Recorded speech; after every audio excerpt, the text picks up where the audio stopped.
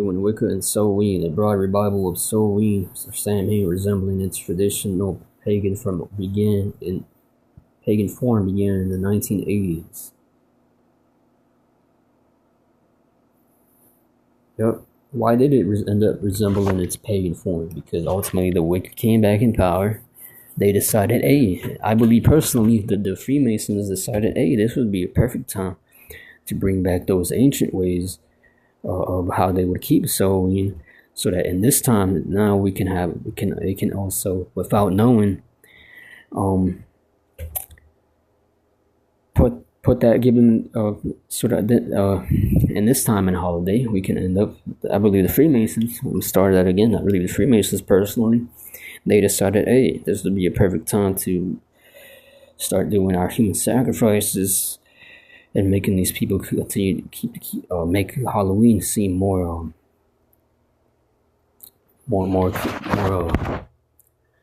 give it Halloween, but bring that holiday Halloween back, the wicked holiday Halloween back. And while we do that, we can trick them by making them think, oh, it's nothing harmful about it. Just get us some treats, going door to door, collecting candy for our kids. Whole time we'll use that holiday as a way to hide our the diabolical rituals we were doing that time. I believe those Freemasons came together and figured this out on their own. Okay, it wouldn't take a mad genius to want to do this if that person's wicked. Okay, I believe they did that. Same reason how they would push the divide in the family in today's time, without actually telling you they're dividing your family and breaking us up as a nation, specifically this tribe of the Judah, all right? And then pushing adultery, or the same way how they would push adultery and lesbianism on our stupid, ignorant, simple woman, young woman especially, by default destroying the family structure of the Israelite man and woman. They ain't gonna tell you that's what they're doing, but that's exactly what they're doing. That's how the ancient serpent works. Once again, you're dealing with the ancient serpent. Okay, so do more research on it yourself. You'll find out that all I'm saying is facts if you're sincere. Wicca and SamHein, a broad revival of Halloween resembling its traditional pagan form, began in the 1980s. Once again, no surprise. That's when crack and all types of wickedness was already about to be put on the map even more. With the growing popularity of Wicca goes into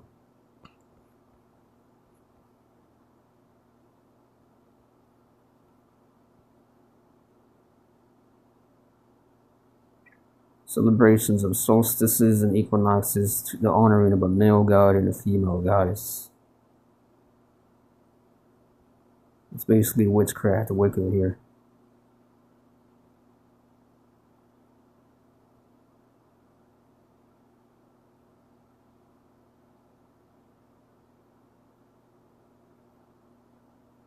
Wiccan practices are atheists, pantheists, polytheists, and respectful of gods and goddesses as archetypal symbols rather than as actual or supernatural beings.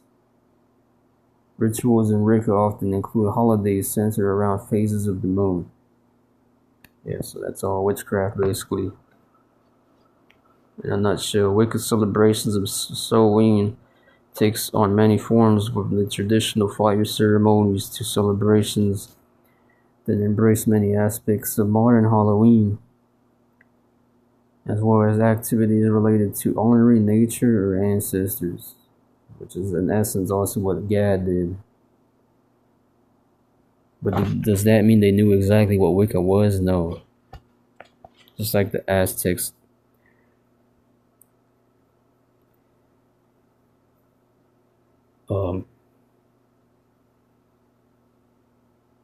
In their minds, were they actually trying to copy the Babylonians and do the same style the Babylonians were doing? No, but they were doing it.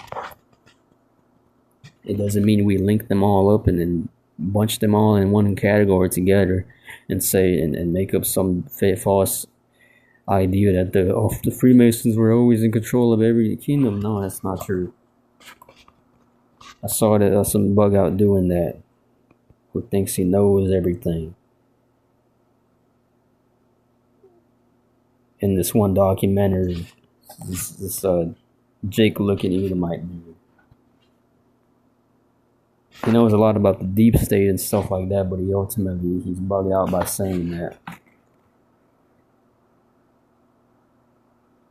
In the Druid tradition, Samhain celebrates the dead with a festival on October 31st and usually features a bonfire and communion with the dead. American pagans often hold music and dance celebrations called witches' balls in proximity to Samhain. Yeah, it's off. Celtic reconstructions. Pagans who embrace Celtic traditions with the intent of reintroducing them faithfully into modern paganism are called Celtic reconstructionists.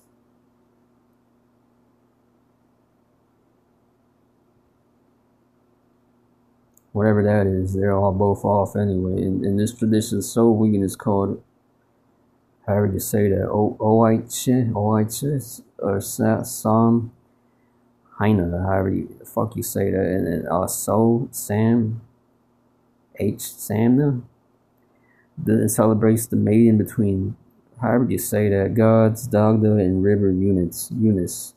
Celtic reconstructionists celebrate by placing juniper decorations around their homes and creating an altar for the dead where a feast is held in honor of deceased loved ones. Okay, that's all off.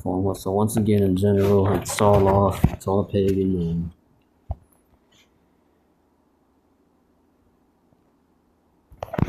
Yeah, it's all off.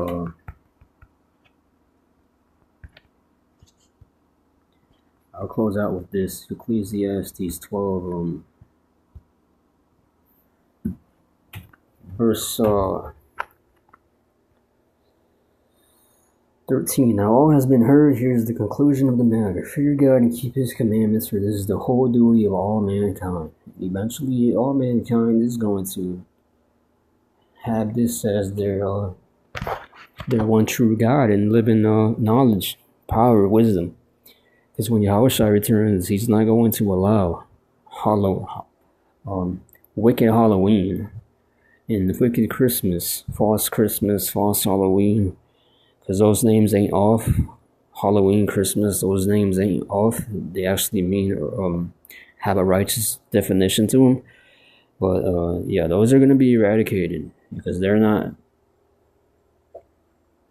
don't mean what the name means. Those are synonymous with wicked pagan traditions. So yeah, they're going to be taken out. So fear God, keep his commandments, so this is the whole duty of all mankind. Yeah, because ultimately this law is righteous. It's the only law you really need, any government really needs to keep, which was given by specifically to Israel. That's why only the Israelites are rehearsing. Even in our low condition, we're rehearsing more of this law compared to you heathens, proving that you heathens, proving that the heathens are in power. You can argue, you have certain Israelites like the president over there in what's it called, Venezuela over there. I think that is Maduro, right? Who's Colombia over there. Maduro, I believe he is a Jake. Or you can argue, he was a Jake. He's not keeping any of his laws. That's because 2/3 of our people aren't meant to keep these laws, and it's prophecy that we are not going to have a kingdom to be able to sovereignly keep these laws fully. First off, so let me put that out the way. Second off, we're ultimately going to fully keep these laws. Before the Savior comes, we're going to be in a period in time where we can't fully keep these laws perfectly. We're going to rehearse them. And even in this state we're in, we're rehearsing more of these laws than you heathens, proving that you heathens aren't given these laws. It's given it in your spirit to ultimately not keep these laws, proving you are not going to be saved. The Lord ain't going to save you, because to prove that, what does it say in 1 John? The fourth chapter.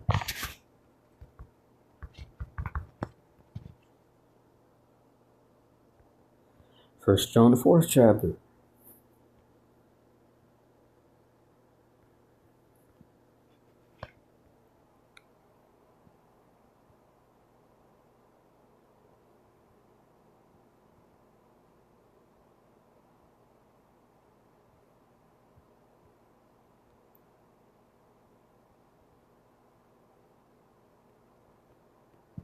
Let's see.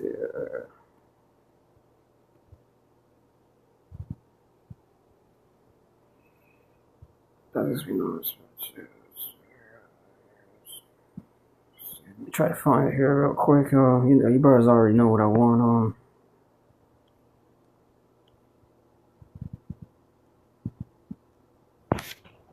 Let me keep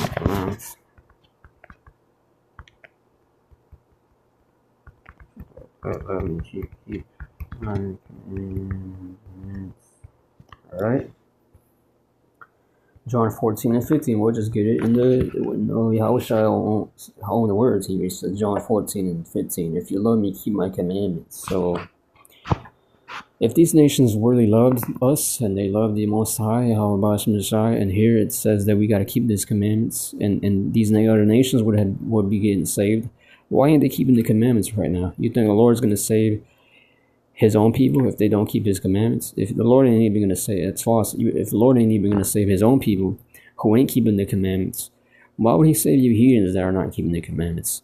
And right now, today, as we clearly see, we're the only ones who prophesy, proving that we are the only ones who are prophets, and because ultimately the only ones who are made to be prophets are Israelite men.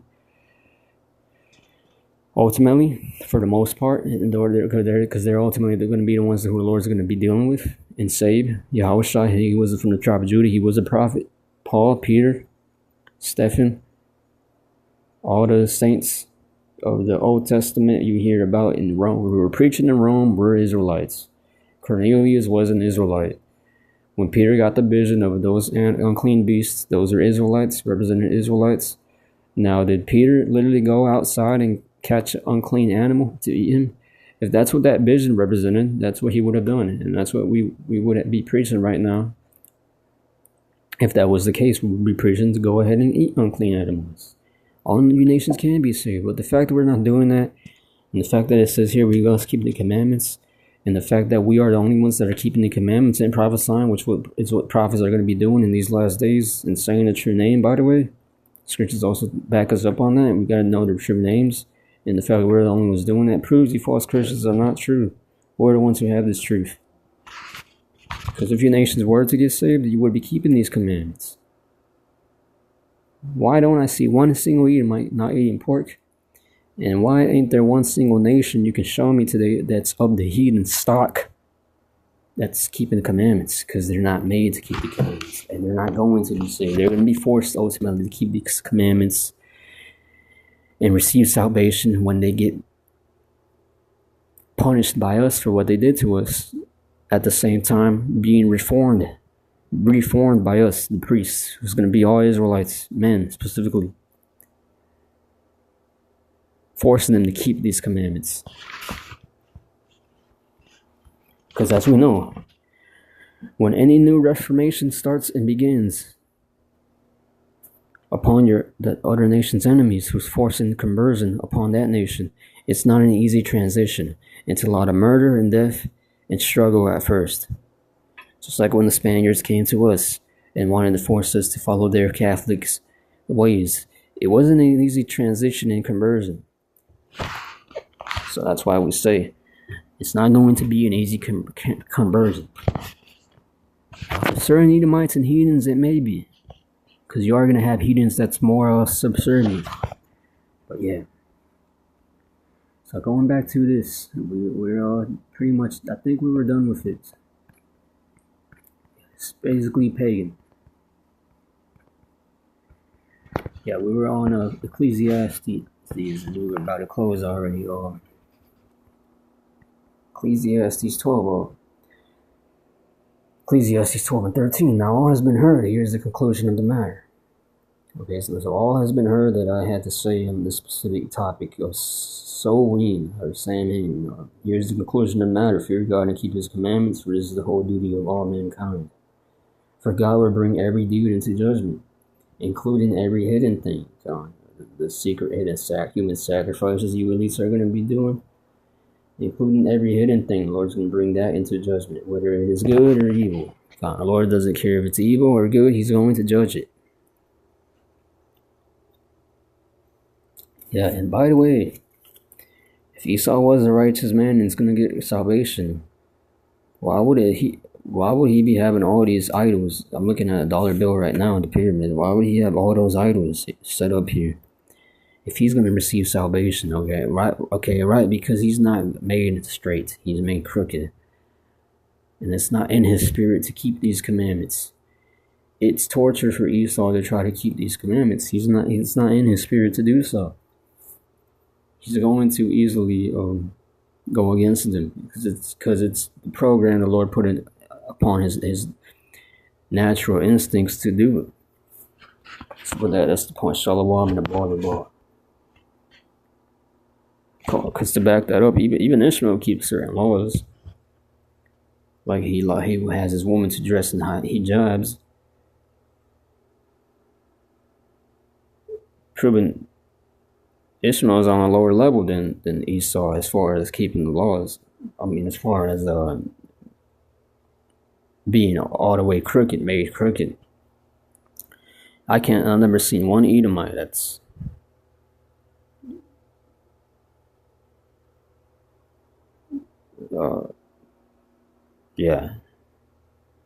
basically Edom ain't going to be saved, right? And even Ishmael ain't going to be saved either. But Ishmael might have a lesser judgment than Esau, the nation of Esau does. So that's the point. Shalom and the bar. Matter of fact,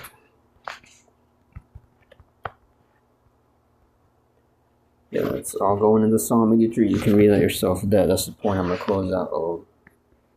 Let's get one quick one here. Psalm 83 and verse 2. See how your enemies grow, how your foes rear their heads. Do not remain silent. Verse 1, it says, do not stand aloof, O power of God. Who's the first enemy it mentions here? Let's get verse 4. Come, they say, let us destroy them as a nation, so that Israel's name is remembered no more.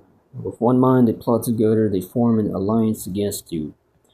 Let's see, the tents of Edom, the Ishmaelites of Moab, and the Hagrites. The Hagrites were Ham. So Biblos, Ammon, and Amalek. Really, at this point, Amalek should have been the first there, which technically is, because Esau is the father of Amalek. They're both one and the same, so that's the point. And that's why it says on down. You read on down. It says 12. Who said, let us take possession of the pasture lands of the Most High, and that's what we are unto the nations today.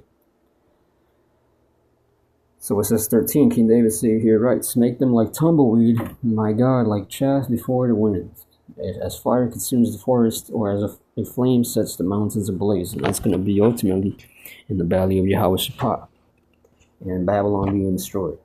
So pursue them with your tempest and terrify them with your storm. Cover their faces with shame, Yahweh, so that they will seek your name.